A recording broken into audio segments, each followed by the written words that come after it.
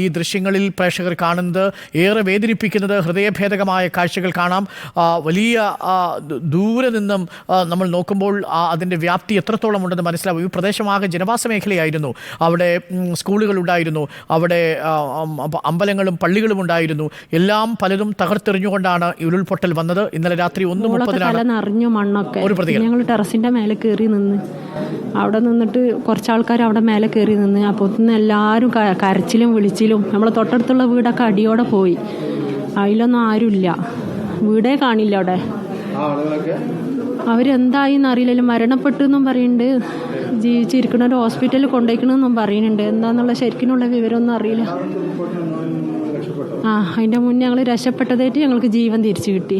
രണ്ടാമത്തെ പൊട്ടൽ അറിഞ്ഞു.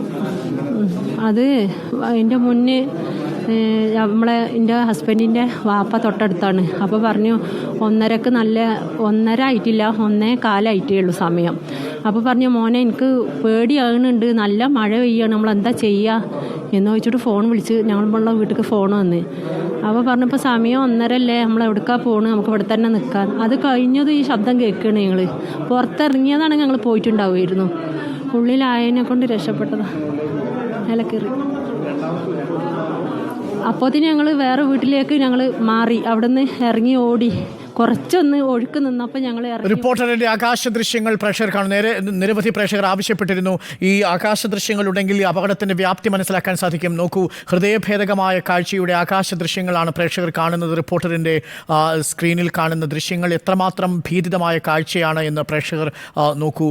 വലിയ വ്യാപ്തിയുള്ള ഒരു ദുരന്തത്തിന്റെ ദൃശ്യങ്ങളാണ് നമ്മൾ കണ്ടത്. ഇതുവരെയും നമ്മൾ ഷിരൂരിന്റെ അപകട ദൃശ്യങ്ങളാണ് കണ്ടതെങ്കിൽ അതിൻ്റെ 10 മടങ്ങാഘാതമുള്ള ശേഷിയുള്ള ഒരു വലിയ ദുരന്തത്തിന്റെ ആകാശ ദൃശ്യം പ്രേക്ഷകർ കാണുന്നത്.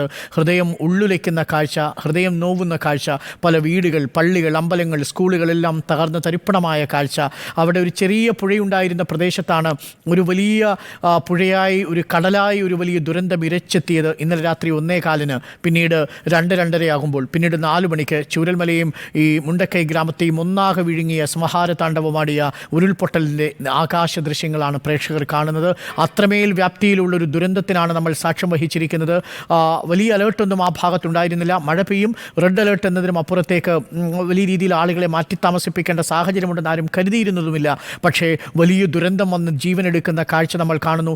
ആ പരിസരത്ത് പലയിടങ്ങളിലും വീടുകളിൽ മനുഷ്യർ ഇപ്പോഴും കുടുങ്ങിക്കിടക്കുന്നു, ജീവന് വേണ്ടി യാചിക്കുന്നു. ചെളിയിൽ പൂണ്ട മനുഷ്യർ കൈകൾ ഉയർത്തി തങ്ങളെ രക്ഷിക്കണമേ എന്ന് അപേക്ഷിക്കുന്നു. ബന്ധുവീടുകളിൽ തങ്ങളുടെ പ്രിയപ്പെട്ടവരുണ്ടോ എന്നറിയാൻ പലരും വിളിക്കുന്നു. പരിഭ്രാന്തി നിറഞ്ഞ ശബ്ദത്തോടെ മോഹൻ വിളിച്ചത് നമ്മൾ കേട്ടു. മോഹൻ്റെ അച്ഛനും അമ്മയും ഇനിയും നമുക്ക് തിരിച്ചറിയാൻ സാധിച്ചിട്ടില്ല.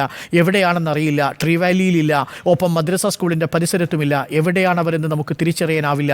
ഇങ്ങനെ ഒട്ടേറെ മനുഷ്യർ അവരുടെ പ്രിയപ്പെട്ടവരെ തിരയുകയാണ് ഈ ഗ്രാമത്തിൽ. വെള്ളം കയറി കിടക്കുന്ന ഈ പ്രദേശത്ത് സുരക്ഷാസേനയ്ക്ക് എത്തുന്നതിന് തന്നെ വലിയ രീതിയിലുള്ള പ്രതിസന്ധികളുണ്ട്. താഴെ ഗ്രാമത്തിൽ നിന്നവർക്ക് കയറി വരാനുള്ള ഏക പാലം ഈ കുത്തൊഴുക്കിൽപ്പെട്ട് തകർന്നുപോയി. വലിയ പാറക്കഷ്ണങ്ങൾക്കൊപ്പം തന്നെ ചെളിയും അടിഞ്ഞിരിക്കുന്നത് രക്ഷാപ്രവർത്തനത്തെ ദുഷ്കരമാക്കി.